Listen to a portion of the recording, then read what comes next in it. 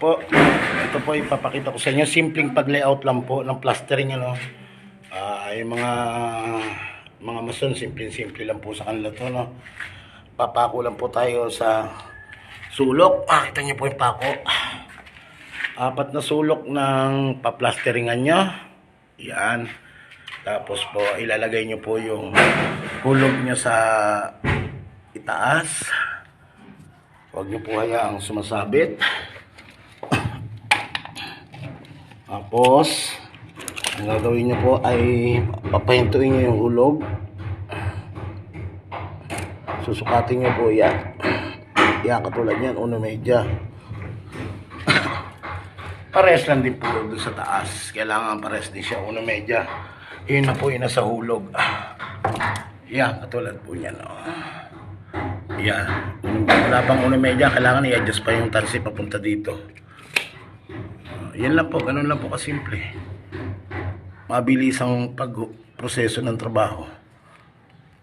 Simple lang, lalo sa mga masunod talaga. Ayan, tapos na.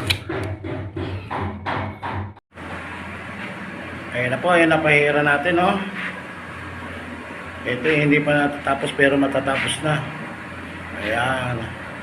Mukhang mabibitin ako sa ito pa, may isa pang mukha eh.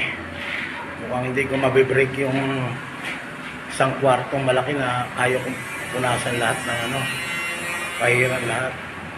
Bagay, konti na lang ito. Ay susunod ko na ito. Alam niya lang po kadali, ano. At papahid pag papalitan na plastering para kayo madali. Tignan po natin yung mga naghahalo. Kaya naghahalo, mixer.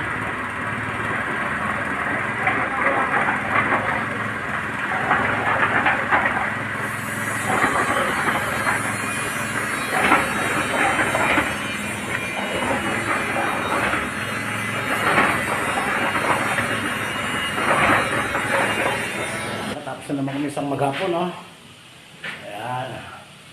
Nahabol ko pa yan. Medyo gipit na nga dahil langanin kami sa oras. Hindi na pulos yung isang buo. Ang hindi na tinatarget namin ay mga pulos yung isang kwarto. May natira pa na isang mukha. Pero lahat ng apat yung span na kay putad. Delay kami sa halo. Malayo.